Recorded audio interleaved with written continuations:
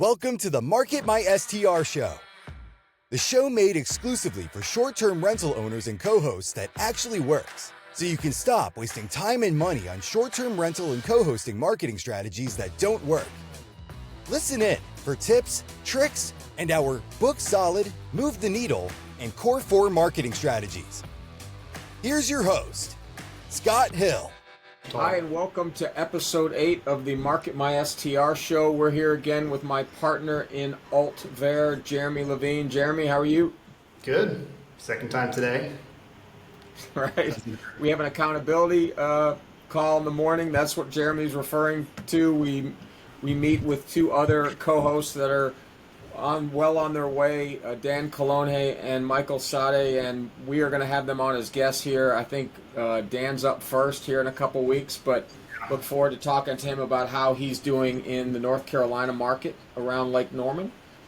Anyway, what we normally do, if you've listened to us before, is we go over what we did in the past week and then what we are accomplishing, I suppose. Well, it's in the past week, meaning today being the end of that week, so kind of what we did this week and then what we plan on doing in the upcoming week. So, Jeremy, do you want to kick us off there? I start with MarketMYSTR stuff too, don't I? So, go for it. Yeah, let's do a couple minutes. Why don't I do that, cover that stuff, and then we will get into the other stuff.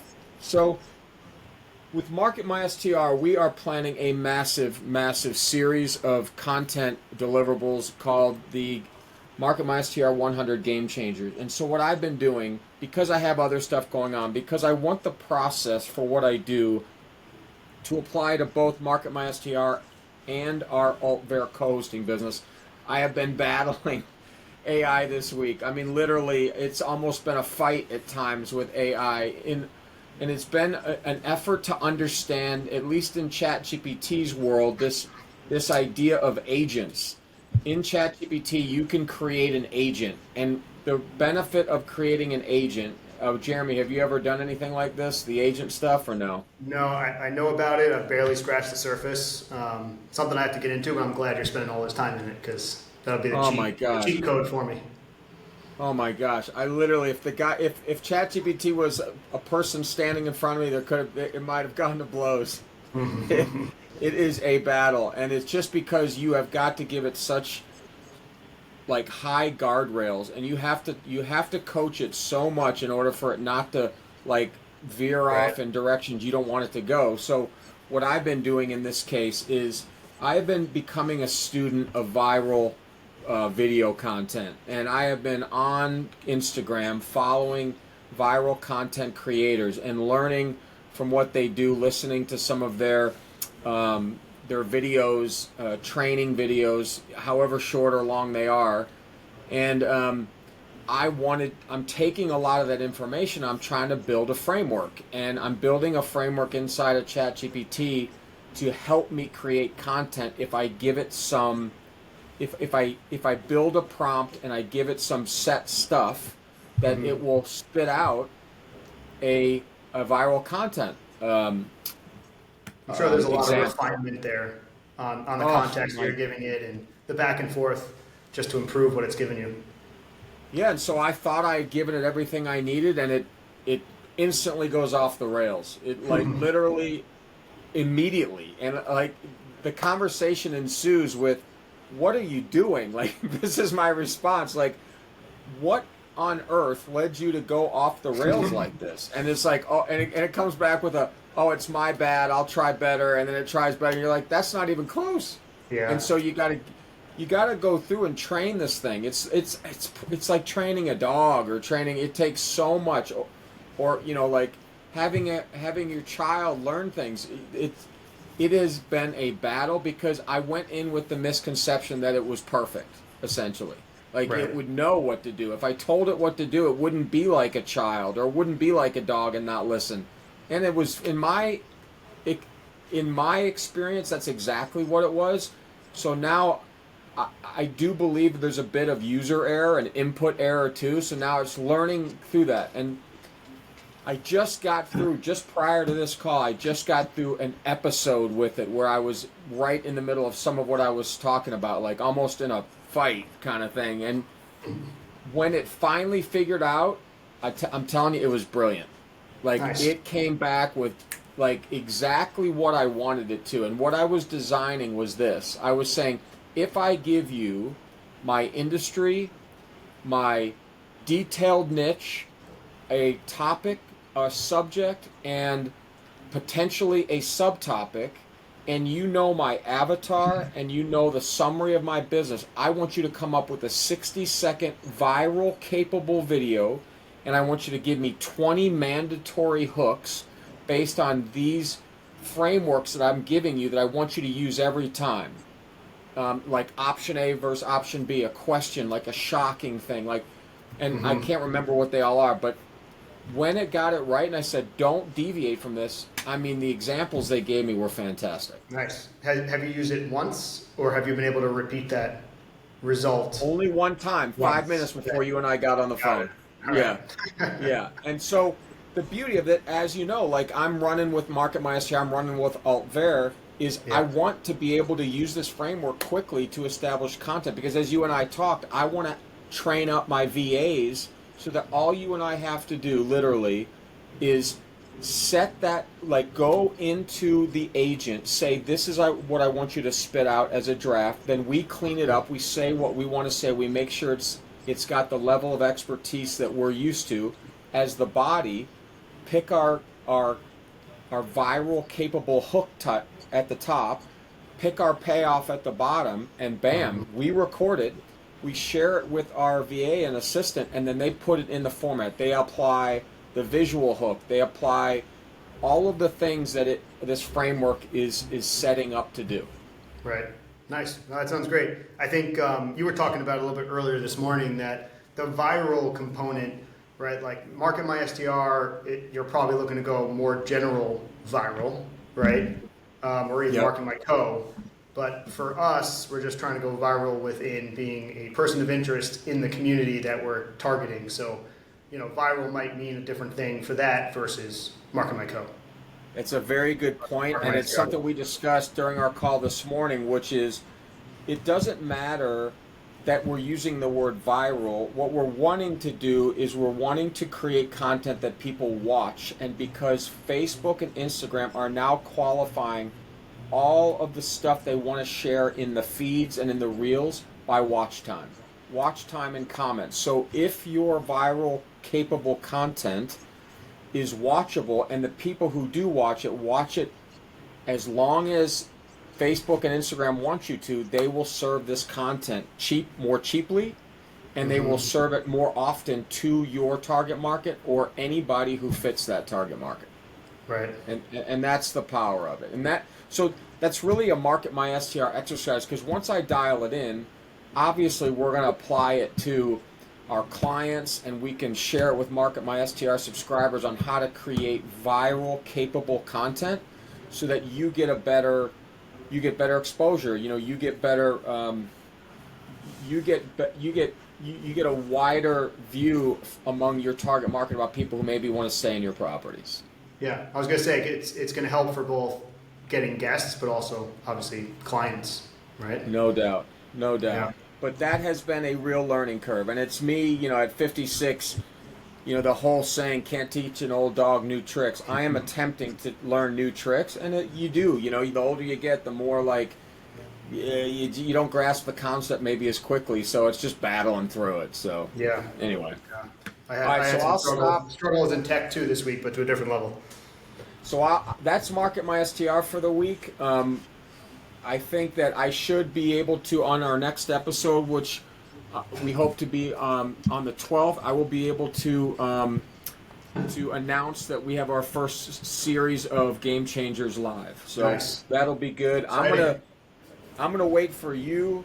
I'm gonna let you go with what you've done with Altver this current week and what you plan, and then I'll catch up with Altver. Give everybody a break from listening to me. Sounds good. Yeah, I'll run through this past week and what's coming up. So I tried to keep last week, or this week we just finished, a little light just because I was missing the last few weeks prior. But this week was really just podcast and continuing in both my Notion course and an STR Secrets.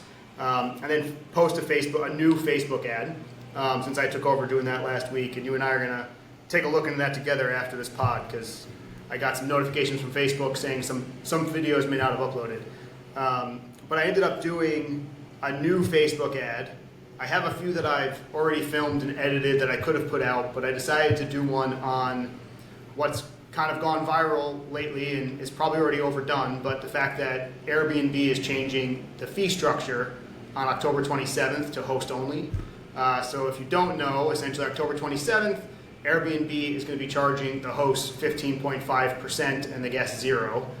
So if you have a property manager or somebody asleep at the wheel on your pricing and revenue management, come October 27th, anything from that day forward that comes in as a booking is going to lose 15.5% instead of the prior 3%. There's ways around it. You offset either in your dynamic pricing tool or in your PMS. So I did a couple videos on that where I walked around the neighborhood and basically broke out, I think, like 6 different videos, 5 for different towns, and then 1 for 30A in general.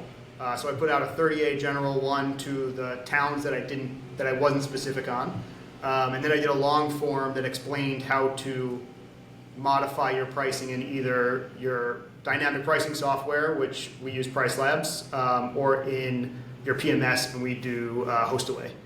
So I was able to get all that done. Jeremy, where can they find those videos if they want to watch either the short form or the long form? Yeah, so I gotta post them to the Facebook account and YouTube and Instagram today, the long form, and I'm going to post also the short form 30A one instead of town specific, but they'll all be on our Facebook, Instagram, YouTube accounts. So on the AltVer Facebook, on the AltVer YouTube, right. And then likely the long form one probably also on the YouTube channel, right? Right. Yep, it'll definitely be on YouTube. Okay. And it's funny because I did all the intros for each town first, recorded all those. Right. This is the first one I did without a script. I was like, I can just do this quick. I know the info, and I ended the intro for each one saying, stick around for the next 30 seconds, and then my video was like a minute and a half. So it took a little while for me to condense it down. I think I got down to like a minute 15. So it was a little long, but I ran tech problems too where, one, it looks like maybe a couple of the videos didn't upload correctly to Facebook ads, and then 2, working in CapCut, which we talked about earlier today of at some point here soon being able to hand off the editing components of these videos to somebody else, because I was in CapCut and all of a sudden it wouldn't let me move around the captions on the screen. My mouse would just disappear, and I was trying to guess where my mouse was to get it, move it up, which added time. So something that I thought was going to take me like an hour and a half to film, edit, and post probably took me 6 hours. Oh, God. So lessons learned, if you're new to it, plan 2, 3, 4x the amount of time of what you're thinking it's going to be to do that whole process. Did you learn any valuable lessons that would likely prevent you from going that long that you could share with people, or no? Is it just still a work in progress kind of thing? It's a work in progress. I think for me, I need to do some initial scripts. I shouldn't just go out there yet and just walk and talk, because I kind of lose my track and I go off in wrong directions, and then I'm just recording videos over and over. And I was kind of fighting the sunset when I was doing it too. So in my video, I'm like in nice bright light, and then in a later video, it's like I'm stalking people in the neighborhood. Are you using a teleprompter or anything like that, or what? That one I didn't. I tools? just walked and talked. Okay. Yeah. But I will, going forward, at least for a little while, use the teleprompter app, which you and I use. Do you have a selfie stick too, or no? So I have a selfie stick, and it's a selfie stick / tripod. Yep. I know you had mentioned you bought one. I thought mine would be good, and I realized it didn't have the tilt for the camera that was needed. So I was kind of like walking around my neighborhood with this tripod at a weird angle, and some of the videos are of my lower chin or my forehead. So definitely a learning lesson. I think I have a new selfie stick arriving today, so I can avoid that issue. The video that's going to go viral, Jeremy, is the one of the person, your neighbor in their house, videotaping you trying to do it. Exactly. Walking around looking crazy. Just talking to myself. I thought about that before I went, but you got to do what you got to do, right? I can be the weirdo on the block. Yes, you have to. Yeah. So that was this week, and then this past week, and now this coming week, more of the same. Continue the podcast, which check mark we're doing now. So I got one goal done. Continuing the Notion course and STR secrets. Post another Facebook ad, and then this week, I've been saying it for weeks. I am going to complete the documents that I had outlined that we need from when we get that initial call with a client to bringing them onboarded. I'm going to get all those documents done. Some of them I have, they just need to be modified to be for Alt-Ver versus your vacay house, and some of them I need to maybe revisit and kind of recreate. And hopefully I can find some good sources or some good documents to use in STR Secrets as well to adopt. Bill coaches us to have the contract ready. Do we have that ready in our forms? Yeah, that's in MarketMYSTR. It was Jen or Kimmy. I think it was Kimmy. I did a revision. You and I actually talked about this in the inner circle. There was a demo, and I'm drawing a blank on his name, on Notion, which is what started me down the Notion track. But he sold his property management company, and during a part of that, he brought up his contract and went through the things that he changed because he had originally 30-day outs, and he had all these things that made it really challenging for him to sell. So he modified some of that stuff. So I ended up doing a revision. And essentially, we're keeping it for the first year of 30 days out and to cancel, and then it's going to change after the first year, right? We don't plan to sell, but we need to have the ability. That's been, there was a few other things in the contract that we edited, but we edited that, and now that's in MarketMYSTR ready to go when we have. Why don't you, for anybody who's maybe new or doesn't know what you're talking about in terms of a strategy, why don't you first explain that we're in this for the long haul, and the shortcomings of the co-host model unless you do what you're going to do. Yeah, so our plan is to build a company, one, that we enjoy, and two, that, in my opinion, other people get joy out of, right? We're in the business of vacations. I think there can be much more fun than that.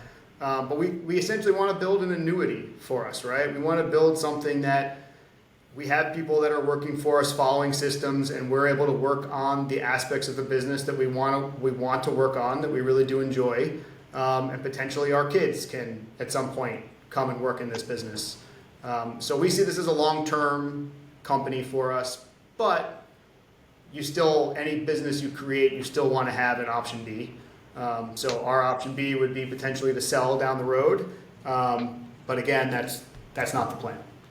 But then also the hope is, once we're really up and running, we're taking some of the cash flow from the co-hosting business, and you and I are buying short-term rentals and having an owned arm to this business as well.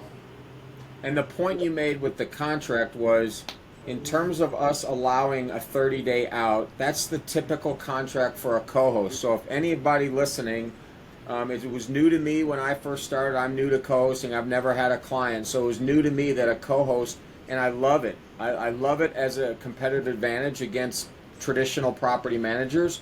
But the reality is a co-host agreement is a 30-day out, which means you've got to produce and get results every month. But what Jeremy's saying is, in order to create an enterprise value business whereby we do then, it's really a hybrid, right, Jeremy? Like the clients that we have in the first year get to know us phase, and when they see us get massive results and they're like, okay, I can marry this guy, but for the first year we'll date, right? And they'll give them a chance to get out of it. Right, and the whole thing with the opt-out clause that we updated, a company isn't going to want to buy your company if it's off peak and you're going into peak, and then all of a sudden they say, okay, well, here's my 30-day notice, I'm out, right? There's no value in that. So, and obviously there'd be other things you'd have to work in the business for a set amount of time as well, but changing that opt-out period after the first year, I think is going to be important for us, just as long-term security. And based on my background as a business broker, I actually completely disagree with that statement based on my experience as a broker, but not as an owner. In that, as a broker, all you have to do as the business owner is what I would suggest a business owner or a business buyer does is they just create retention language, which means if a business is being sold, then any client within that business is subject to retention language, which says, let's say we're going to buy, let's say we're going to buy a co-hosting company and we're going to do it 2 times multiple of EBITDA, and let's say let's say that the co-host company is generating 500,000, which makes it easy. That's $1 million. And let's say they have 10 clients, and every client that means is worth $100,000 to that sale. Then you would just attach retention language to that and say, if that client does not last for 2 years, I don't have to pay you that $100,000 for the value of that client. Does that then tie you into the business for 2 years? Like, is that retention also mean you stay and you're not necessarily managing the business, but you're still managing that client? You're not managing any of it. You just are hopeful as the seller that the buyer doesn't screw it up and scare them away. And that's why we're going to go ahead and keep what you said, is because then there is some level of comfort on both sides, the buyer and the seller, and it's probably not necessary that there's retention language required. But when I say disagree, I just mean there is a way that a co-hosting company, if you want to stay with that 30-day out clause, that you can sell your company. I think what you and I have been told too many times, and I've never just stood up and said I disagree, but in this case it's okay, it's just you and me talking. We've been told you basically can't sell a co-host company. That's not true, right? It's just you have to have retention language. A smart buyer would put retention language on that. Right. So anyway. Yeah. So so that's the stuff I'm trying to complete this week. Get all those documents done is really the big, that and the Facebook ad. Posting another Facebook ad is the big thing. And that's mostly what I did last week and what I'm doing this week.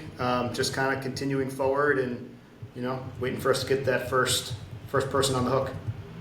Yeah, and so in the spirit of accountability and vulnerability, for us, you and I being out here on this podcast, which is kind of why we did it in the first place, which is to hold us accountable in public that we're going to actually be a successful co-host company. Because it'd be really silly for us to do 25 podcasts and not have a client, right? Yeah. So in the spirit of that, I think you and I have decided that September we got to have a lead or two, right? We got to have a couple homeowners that we're talking to. So hopefully, I say that to say by the final podcast in September, we want to say we found a client. We've already had one prospect. That's been official, but that didn't go, and so now we're working on a prospect in our market. So and I thought about that, and I think you had some thoughts on that potential prospect as well. I think it would have been potentially a mistake. Yeah. Because it would have been a different direction than what we're, shooting for here, and I think it might have put us a little off the rails. Could have been a good property, but it wasn't. It really wasn't in our target buy box. And it brings up this point. Like, you and I have been blessed, and I praise God for the blessings of you and I having incomes to not have this be a desperation issue. And I think the boundary, like the bookends of this, are both not great. Like in our case, if we're too comfortable, like that might be a problem. And then if you're really desperate, we've seen people. You and I know people. We're around co-hosts that are desperate, and that's no good either. And I think you and I are now trying to push to the center, where we're saying, listen, we know we're not desperate, but let's do stuff like we're doing this podcast to hold ourselves accountable publicly, because we both have a reputation we'd like to maintain, right? Right. Yeah, no, absolutely. We want to make sure we're hitting our goals. And I mean, I am struggling with the fact of, paying the bills and doing what I need to do and having the time for Alt-Ver and wanting Alt-Ver to be 99% of my time. Right. So which candidly, you can't look your wife and child in the face right now and say, hey, I want Alt-Ver to be 99% of my time, because can't. But you and I got in that eyes wide open too, and that's what makes me thrilled to have you as a partner. Okay, so you're good. You've given you run through your stuff. All right, so I had a busy week with Alt-Ver last week, all leading up to the culmination of an early October trip to the market. I'll be in 38 October 4th to the 11th. And so what I've been doing is we've continued to have 2 active paid campaigns. One is a page like campaign, and I don't know if you can quickly get to it, but our goal is to get over 1,000 page likes on our Facebook page, and so I think we're close. I think we're in the 900s.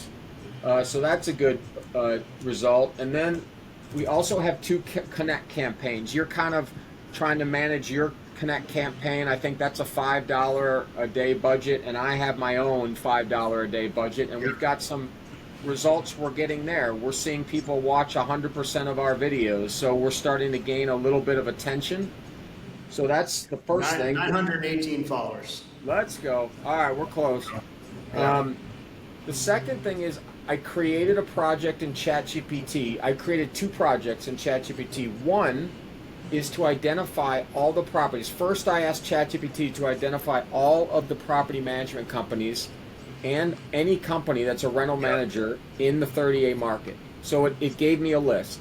And then I challenged it, and I said, I don't see some names that I'm used to seeing, even the big ones, like all the big ones that we know of, that aren't doing a very good job. So it came back, I suggested a couple, it said, you're right, so now we've got this master list. And then I said, I want you to skip trace all of the names in every one of these websites that are these property managers, and I want you to come back with a master list. Now, that has been quite an interesting experience because as of 7 days, I've been in this project 7 days and it still hasn't returned me a list.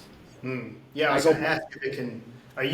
So you're just sending it to free sources, I guess? Yeah, I'm saying it. Use all the sources you have. It's going to county websites to look for parcels and owners. It's going to be I will update hopefully next week what the information that's returned to me, but it's supposed to be skip traced information about owners. I mean, it may not hurt to just be like, can you give me, a sample or show me what you've done to date? Yeah, and it couldn't. Make sure it's not. It couldn't today. Oh, really? Yeah, I asked, and so I said, you know what? Batch it. I said, the first property manager, it's skip tracing everything from. It said had about 180 properties, and it basically said it was the best source because it actually gave addresses, it gave everything. Right. So I suggested to do that list first because that's going to be really valuable, and they can go skip trace. Right. Some of these other property managers, as you know, they don't give the address. Yeah, but there are a lot of those older, bigger companies down there do right in their listing. It's here's the address, right? It's strange, but. So what I said was, you know what, forget it. I need you to give me 25 at a time. So when you get 25 done, give me 25. So I look periodically, probably once a day, and I'm like, are you not going any faster? That's the kind of conversation I have with it. So it's maybe working. Maybe. Yeah, we'll see when the first 25 come. I'll share them with you when I get them. So that's project number one. Number two is, as some of you may know, I am creating the ultimate guides to buying and owning a luxury 30A property for all 11 communities that we have.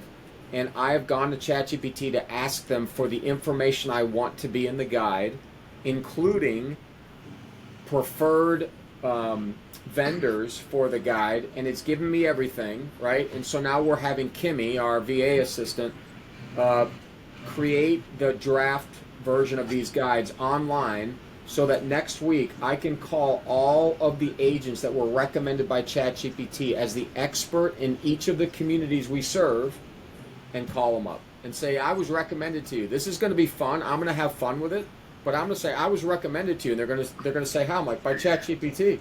Yeah, it's the way it's going.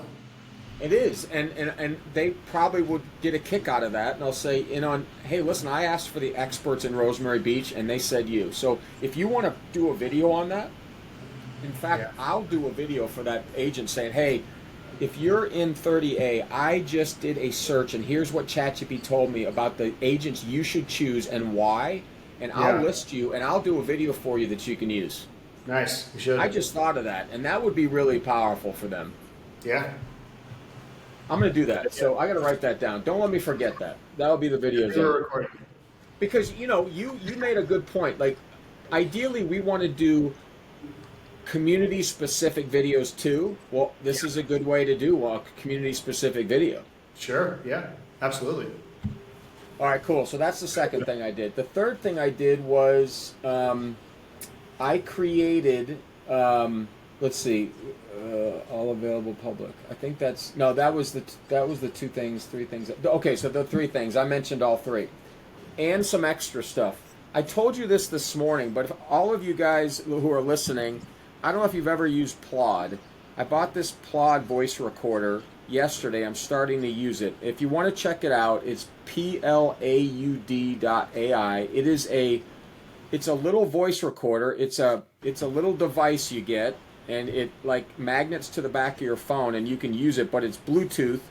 So it doesn't have to have Wi-Fi. So if you want to record something, you want to talk into it, you want to do a memo, this thing does it. I've already started using it. The big win for me has been I have become a student of viral video content, and I will pull up an Instagram video and I will record the person talking on the Instagram so I can get the script right there, and I don't have to try to stop it and type it out myself or anything. It automatically puts it in the app, and I can transcribe it to text. And then I can throw it into ChatGPT and said, hey, modify this for me so I can make a version for myself. Sounds like a little bit of a cheat code. Very, very cool stuff there. And then, so that's number one. Let's see, building viral content. And then, so this week I'm creating, and I'm going to publish 5 videos with the help of the ChatGPT viral content specialist agent, unless we get in a fight and we get divorced and we can't talk anymore. So I'm going to do that. Kimmy will finish all draft versions of the guide, and I will have talked to every single recommended agent in the 30A market for each community. And that's it for me. So that's what I've got planned. So you're also you're doing one for Panama City Beach as well, right? I'm doing a complimentary one for Panama City Beach for a couple of good friends that we have in the business, so that they can use it for their businesses. So yeah, because we don't serve West PCB, and they do, and they're killing it over there. So yeah, absolutely. Cool. All right, so that's it for episode number 8. Any parting words? Nothing now. Maybe next week. You moved into a new office, right? Yeah. I had the thought. Yeah, so I'm now in the garage. It's a small garage, so we weren't parking the car in here, and it was just storage. So it turned it into office/gym. And I was thinking about it the other day. We're building a business out of my garage. Yeah, I'm building a business out of my closet. So there you go. I love it. It's great. I've got to show a video of this so people don't think I'm crazy, because it actually is a pretty big thing, but it's beautiful for me. Well, it doesn't show that it's a fun. All right, so we will see you all next week. Thank you for tuning in. And if you guys have any questions, when we post this on Facebook and you want to comment anything, that'd be great. We're happy to answer questions. Hopefully, Jeremy, the more we grow, we can maybe put that into our podcast and Q&A session. Yep, absolutely. All right, take care. All right, Thanks, everyone. Bye.